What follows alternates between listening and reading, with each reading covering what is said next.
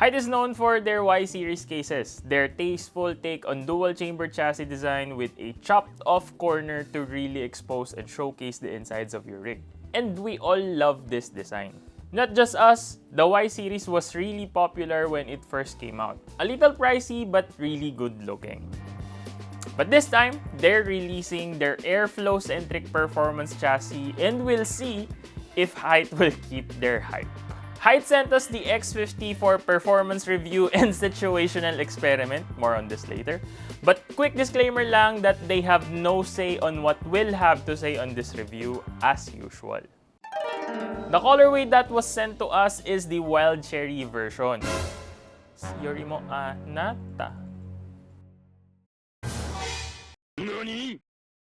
And right off the bat, after removing the case from the box, I already recalled a build that we've done with the Hyte Y60 in Black Cherry.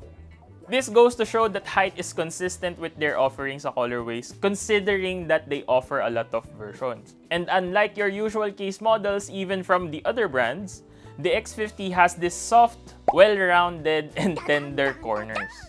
The tempered glass side panel is also curved, that it even extends up to the top side of the case. This 4mm thick laminated acoustic glass, according to them, is apparently shatterproof and will not splinter to a million pieces. I wonder how we can test this feature. So the nice thing about glass is that it is see-through and you can see the very wonderful insides of your computer.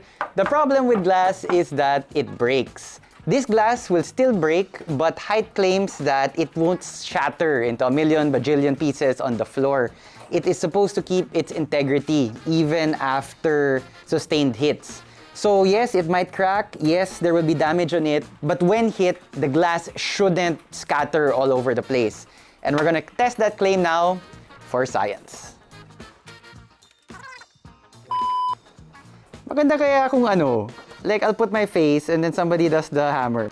Diba? And then naka-ano ako and then may hammer. So this is a very typical scenario. Let's say you put your PC on the edge of your table kasi kampante ka. Of course, you will never knock it down. But let's say may galit sa'yo. Suddenly, it just... Okay, that didn't go as planned. Obviously, it's my first time to on purpose drop something. So bumagsak siya on the edge, not on the glass. But let's do it again. Let's say may earthquake and then... Oh! We did not need to do the hammer test. Nasaan yung hammer ko?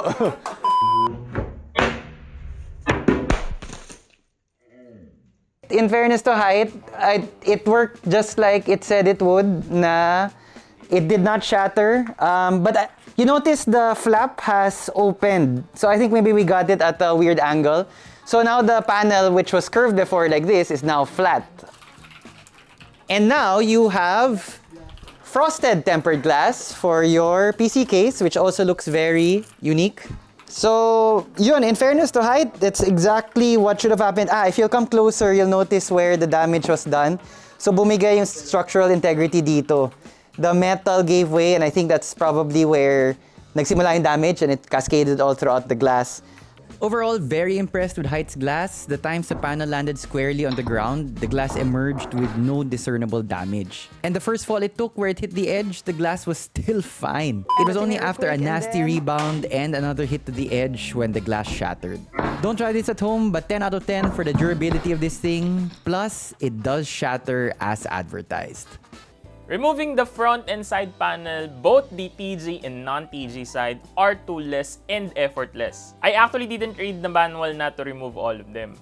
Like what you'd expect for such full-size ATX premium cases, the build process is mad easy. The cable routing options are so obvious, hindi mo na siya kailangan pag-isipan.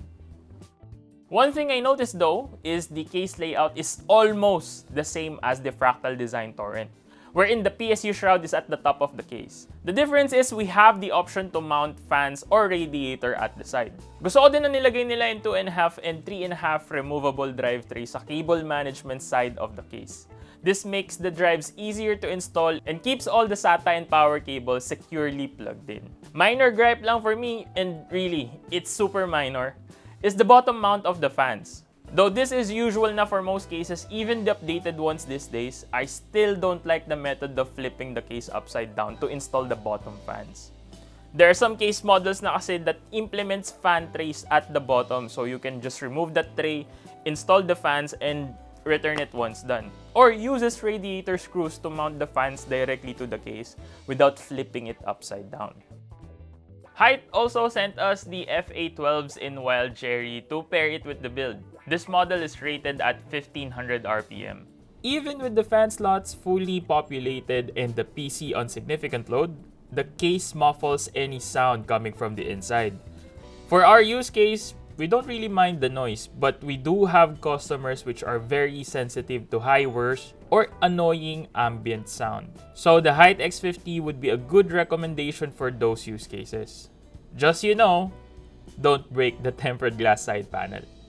Grabe yung efforts nila for this fan kits kasi they're making this model to also pair the colorway with the cases. So if you're after this color-specific theme builds, you should definitely check them out. We built the case and will benchmark the temps by using our own editing rig. On Prime 95 with small FFTs, we got an average of 79 Celsius.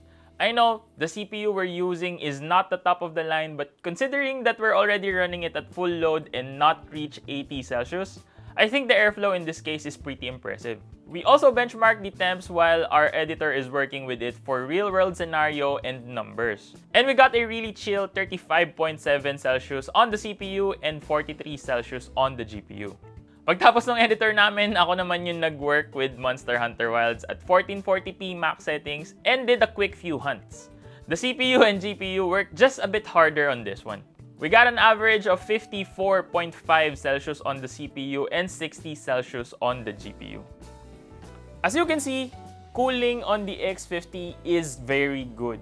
If you're building with notorious heat-generating parts, you can build easy knowing they will be getting strong airflow in the X50. This case checks all of the boxes. Looks, yes, it's gorgeous, both because of its design with the curves and ultra visibility of its display window, but also because of the colors. The Wild Cherry we have really pops, and deep red makes you want to look at it. But there are other colors as well, and they look really appealing too. Build quality, yes, this case does not look cheap, and it does not feel cheap, with all of the parts having this satisfying thickness to them, and when you tap them, hindi sila parang yero pakinggan. Ease of build, if you've built the PC before, you'll feel right at home here. Everything makes sense, and if you haven't built before, this case is straightforward and easy to understand. All of this sounds great, except, as always, there's the final question. How much is all this goodness going to cost you? This is not currently available in the Philippines, but it should be available soon. Local price will roughly be around 8,700. Is that expensive for a case? Yes. But if you do decide to pony up for the Hyte X50, you'll be getting your money's worth. You get what you pay for, and this case is a looker and a performer. Thanks for watching.